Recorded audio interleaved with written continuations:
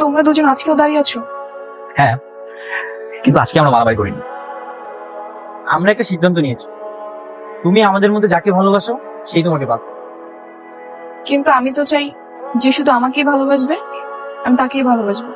আমরা দুজনেই তোমাকে পছন্দ করি, এখন তুমি আমাদের মধ্যে যাকে পছন্দ করো।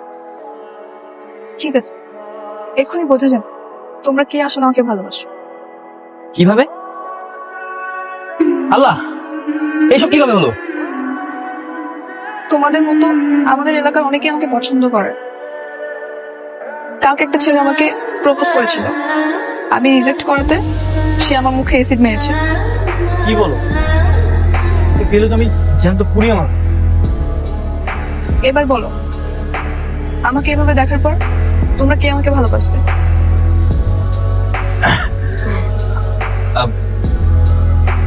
বলছিলাম যে আমার আগে তো মিরাজি তোমাকে পছন্দ করতো, তাই আমি মনে করি মিরাজি তোমার ভালোবাসার যোগ্য। আরে না, ও তো তোমার বোনের বান্ধবী, সেই হিসেবে তোমার অধিকারটা বেশি।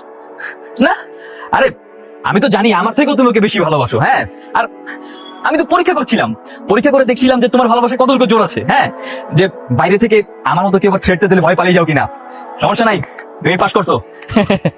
আমি বুঝতে পেরেছি তোমরা কেউই আমাকে ভালোবাসোনি, তোমরা শুধু ভালোবেসেছো আমার সৌন্দর্য। পৃথিবীর সবাই এরকম, তোমাদের দোষ দিয়ে লাভ নেই। সবাই মানুষের সৌন্দর্য প্রেমেই পড়ে, তোমরাও সেম।